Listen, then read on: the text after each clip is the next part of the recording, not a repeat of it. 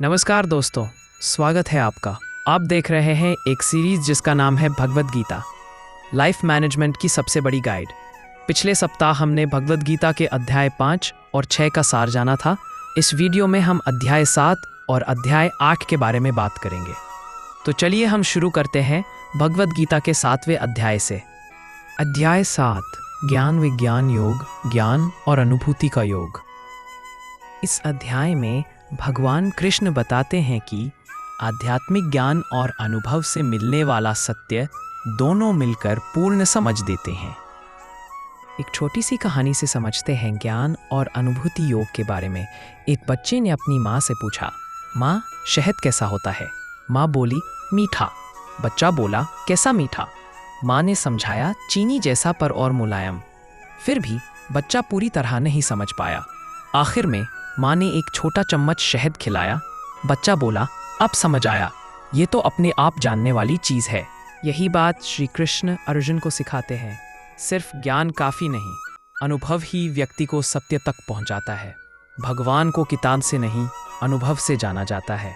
ये अध्याय हमें ये सिखाता है कि भगवान हर जगह है, प्रकृति में, मन में, भावनाओं में, कर्म में। भगवान को ढूंढने की जगह उन्हें महसूस किया जाता है। श्री कृष्ण कहते हैं, मैं पानी की मधुरता हूँ, मैं सूर्य की रोशनी हूँ, मैं मनुष्यों की शक्ति हूँ।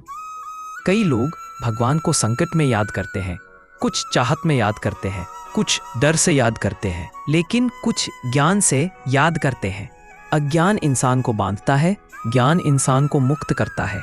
जिसने भगवान को समझ लिया, उसके लिए संसार की उलझनें छोटी हो जाती है।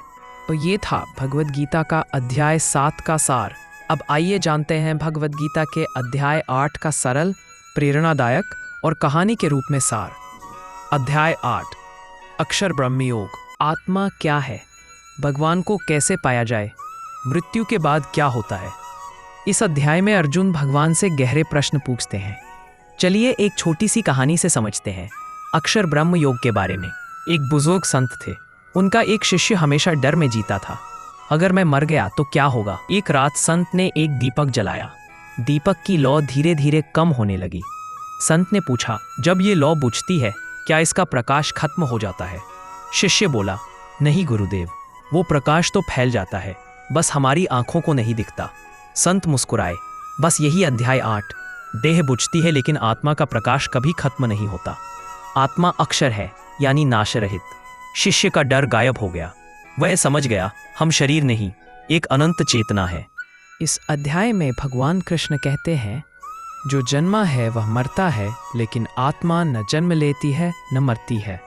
हमारा शरीर बदलता है, पर हमारी असली पहचान आत्मा नहीं बदलती।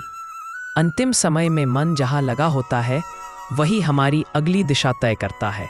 अगर मन भगवान में रमा है, तो मृत्यु भी डरावनी नहीं होती, वह तो परम शांति का द्वार बन जाती है। भगवान को याद रखना मुश्किल नहीं, उन्हें बस दिल में जगह दो।